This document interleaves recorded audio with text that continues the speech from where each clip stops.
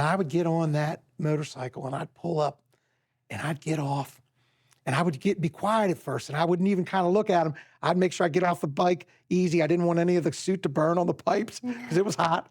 And I would turn around and I would yell, ho, ho, ho, thank you so much. And I would just give a little, I never wrote anything down. I just said it from my heart to greet these kids, and they would cheer, and then they would come running up, and I would get this group hug, and it was just so amazing. Montgomery County 911, what's the address of the emergency? Welcome to Voices of Service. Today we have a bit of a different episode. I'd say one that's a little bit more jolly. Today we are going to speak with Officer Bobby Ladany, who is just 1 week left until he embarks on a new chapter in his life. Throughout his career, Officer Ladany has not only served and protected his community, but also brought joy and happiness to countless lives during the holiday season as the beloved Santa Claus. Get ready to be inspired by his dedication, compassion, and the magic he brought to our community as we bid farewell to a true hero and wish him well in his retirement.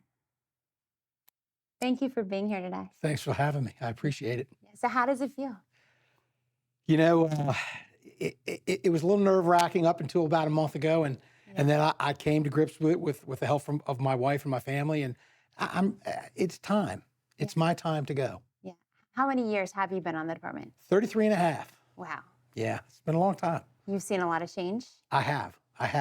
You know, when I got on, a lot of the older guys, which I am now, you know, they were all Vietnam vets. Yeah. And they grew up in the 60s, and you know, and things have changed drastically since then, and drastically since I came on. Yeah. But, you know, the department is still here, and we're not going anywhere. Yeah. Well, awesome. Well, I want to talk to you today because I know that at one point, I'm sure you were voluntold to be Santa. Yeah. However, you stayed with it. For how many years were you Santa for our community? About 15. About 15 years I did it. And what made you stay? Well, you know, it all started when I was on a motorcycle unit and did the bulk of my career in a motor unit. Okay. And the motorcycle officers, back in the early 70s, one of their sons got sick and he had to go to Children's Hospital. And his name was Billy Lumpkin, and he's still around. Matter of fact, he was on the ride with us last year. And he kept going down there and helping, and he was so impressed by the way they took care of his son. He wanted to give back, and he gathered together the men and the women at that time on the motor squads, and they dressed up, and Billy dressed as Santa, and they went down to Children's Hospital, and they just went in there and spread joy and gave away things and talked to kids and everything, and it kept going for a while, and then it kind of faded away a little bit for unknown reasons, and then in the late aughts, about 2007 or 2008, one of our assistant chiefs, Drew Tracy, who I worked with as a young officer, he was on his way to work one day, and my car number at that time was Motor 555 in Germantown. And although I always said 555 or Trip 5. And I think I actually remember hearing you on the radio say 555. Yeah, that was it. And he was on his way to work one day, and he was from New York, so he had an accent. And he said, "Car 2, is 555 working today? I need to talk to him." And I said, "Yes, sir, I am." And I'm thinking, man, what did I do? You know? And I met up with him, and he was going through a battle with cancer himself, which he survived. And he was volunteering down at the Children's Inn at NIH. And he said, "We're going to start the Santa Ride up again, and you're going to be Santa, at least until I retire." And I just said, "Yes, sir." And that's how it all started. And of course, you know, being the chief, you know, he was able to gather up the motor guys again because he knows how much we were invested into that. And then I think Roy Russell was the sergeant of the motor squad in Bethesda at that time, and he put together the routes and where we would go and what we would do. And Roy was on some of those early motorcycle rides, so he knew how to do it. And it was just amazing. It was absolutely amazing. Terry Gilday, who's recently retired also, was in our school safety program for years. Her mom owned a costume shop, and she got me the costume and the beard and the wig. And I mean, I dressed up, and, you know, all we did when we knew we were going to do it in December, we said, let's hope no rain or snow. And it was just fantastic. It was just awesome to do. Now, I'm not sure if everybody in our community knows, but we have a very strong partnership with the Children's Inn at NIH. So I know that we go to the Children's Inn at NIH in December, but we also do a Christmas in July event. Yes, they started Christmas in July after we had just done the Christmas event for a couple of years. And they, I think at the time, now Commander McBain, David McBain, came up to me and said, hey, they're thinking about doing something in the summer. What do you think about that? And I said, listen, the Christmas ride, the Santa ride, is the best day of my year. Why not put something as a close second? And we did it. And with partners in the community, what we would do is we would go down there, and it was usually about 95 degrees. It was hot. And I would dress up in that suit, and I'll tell you, boy, did I sweat. Full Santa suit. But it was worth every second of it. And we would take a couple bus loads of kids and their families up to the Target in Rio at 4 o'clock in the afternoon.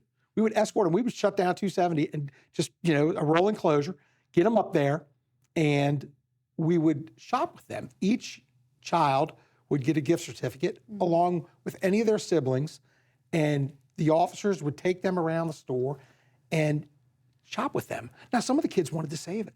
That was okay too, whatever they wanted. Yeah. What our goal was from the Santa ride from day one is to take these kids' minds off of their treatment for one day. We weren't going to come in and give them a shot. We weren't going to come in and say, well, I need to look in your mouth. Can you cough? Can you do this? Yeah. We weren't poking and probing. We were hugging and giving them love.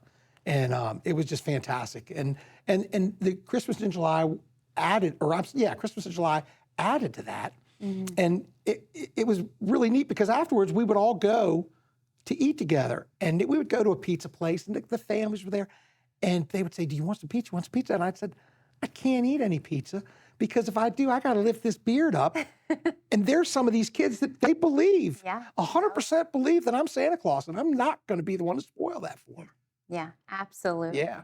Man, it's incredible for me just to listen to you. And I also know, having little ones that have seen you as Santa, what it's like to see the awe and just the incredible joy that you bring to their life. Well, when I kind of knew what to expect when Chief Tracy asked me to do this. I knew that whether I woke up that morning feeling good or not feeling good, or whether I was tired or whether I wasn't tired, I was going to have to step up. Yeah. Because these kids expect it. So what I would do is we would pull up, we would go to all the places, and my picture was probably taken 1,000 times every Santa ride, because I would just look at people on the street and say, don't you want your picture with Santa? And it was great. And then we would get to the inn, and the kids would be out front, and I would be in the middle of a group of motorcycles, and these kids would start cheering. And I'm thinking, these kids they're very sick. This is the place where children go when the doctor says there's nothing else we can do. Yeah. And I would get on that motorcycle, and I'd pull up, and I'd get off, and I would be quiet at first, and I wouldn't even kind of look at them. I'd make sure I get off the bike easy. I didn't want any of the suit to burn on the pipes because it was hot.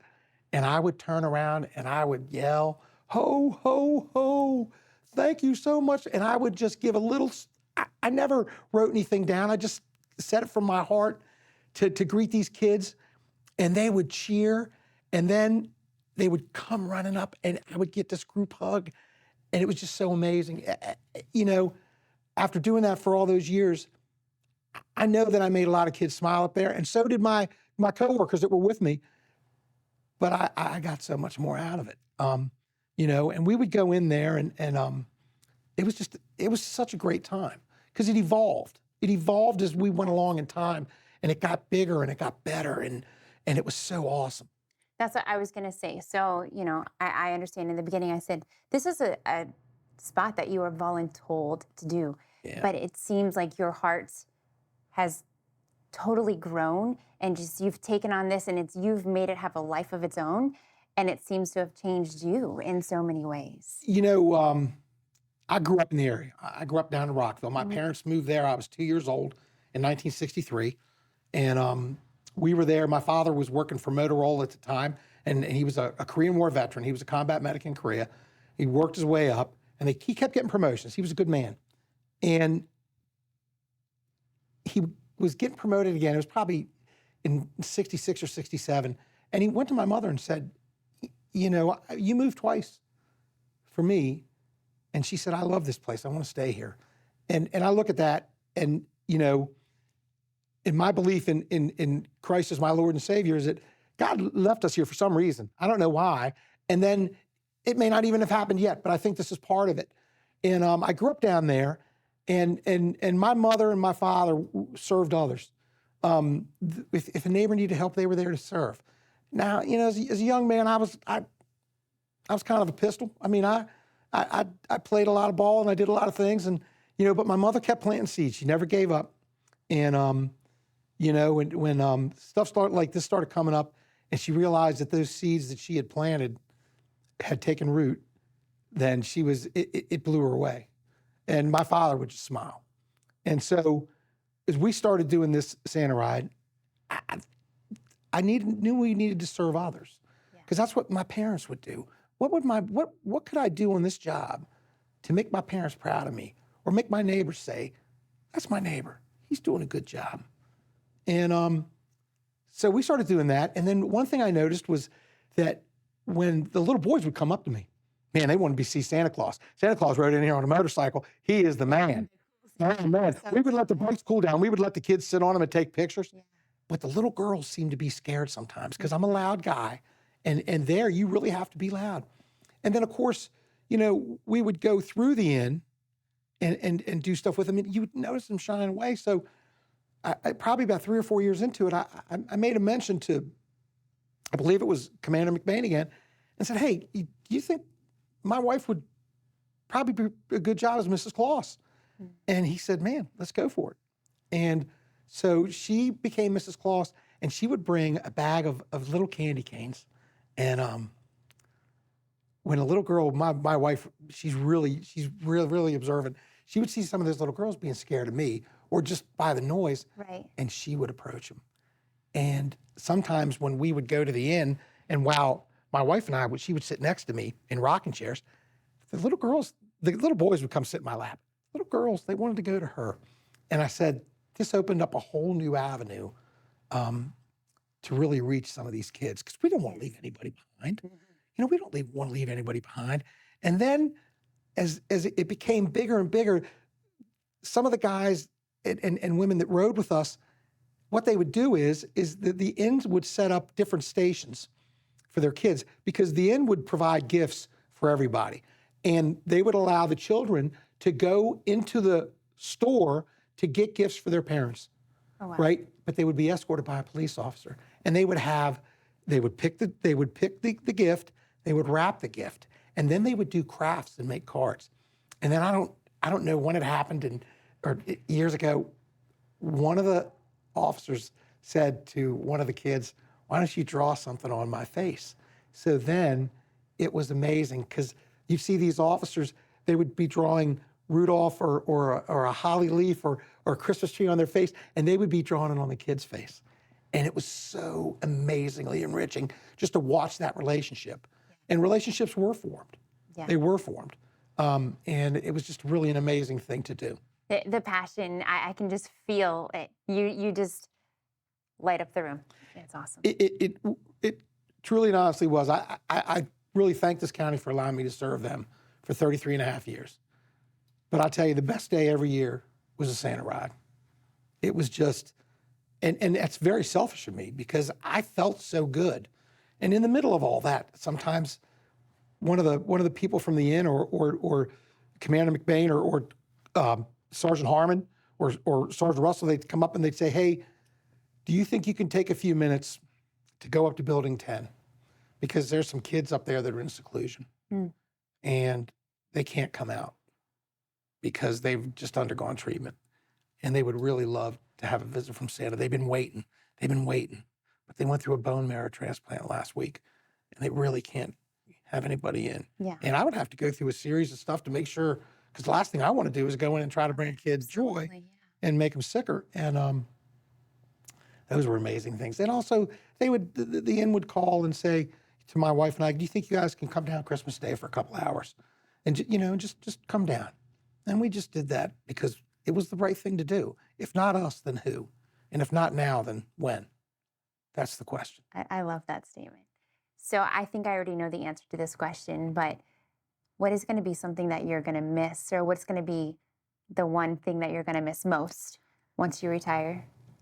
It's definitely going to be the Santa ride, because I still, one of the biggest victories of that Santa ride was when you would see a kid 2 years in a row, because it wasn't very often.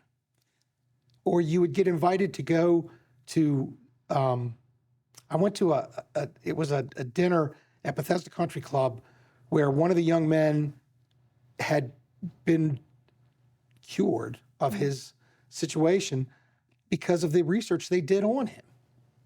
And I walked in and he recognized me right away. He was older, so he knew. Yeah. But I have those pictures in my house of my wife and him and me together, along with Laura King from NIH, and it was really a nice thing. And the funny thing that came out of that was they said, "Oh, just go sit wherever you want." And I'm like, "Okay." My wife and I, so we're having a good time, and so we sat at the table, and then, unbeknownst to me, Dr. Fauci, from the famous man up there, him and his wife sat next to us, and we chatted about baseball all night. It was fascinating, and it's funny. He spoke, and it blew me away, and then his wife spoke. And I looked over at my wife and I said, "I think he's the second smartest guy in the room, because I think she is." There's amazing people, and so those things, it comes back when you give. It comes back, and I am going to miss it. I'm going to miss it, but the guy that is going to take over, he's going to do a great job. But you have to be prepared for that emotionally. Yeah. Because there were times after doing the Santa ride, a couple of days, I was a little melancholy. Just thinking, how lucky and blessed I am. Absolutely. And like anybody else, my kids have issues, but they're great kids. They're okay. They're okay. Yeah. And so it's something else. Well, I will tell you that we are going to miss you. We are so blessed. I know this department has been so blessed by you over the years. I know my family in particular is going to miss you a lot. But with this being your last week, I'm going to ask you, is there anything that you want to leave with our community? Well, first of all, I would like to thank you all for allowing me to serve you for these last 33 and a half years. And as just a farewell, I'd just like to say, ho, ho, ho! Merry Christmas! Thank you very much. Stay safe. We'll see you next time. Have a wonderful holiday. Montgomery County 911, what's the address of the emergency?